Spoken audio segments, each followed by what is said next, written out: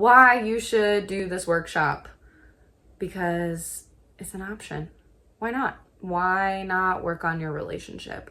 This workshop is really good for folks who are feeling like they're drifters. Like me and my partner have a tendency to just really get wrapped up in our own stuff and we drift away from each other.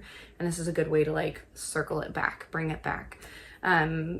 It's really good for folks who just had a baby. We know that relationship satisfaction dips after having children or child.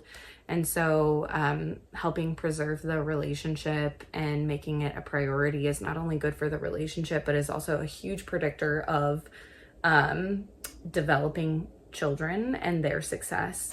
It's good for folks who are thinking about getting married, just to like learn things about long-lasting healthy relationships and kind of integrate some of those concepts early on into your relationship, so that 7 years down the road, which that's actually a research fact, statistic, that folks usually show up to therapy 7 years after there's already been a problem.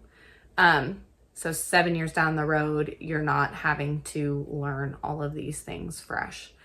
And it's also good for folks who have good relationships that, you know, maybe they just want validation that they're on the right track, or take it just a step further towards being a great relationship.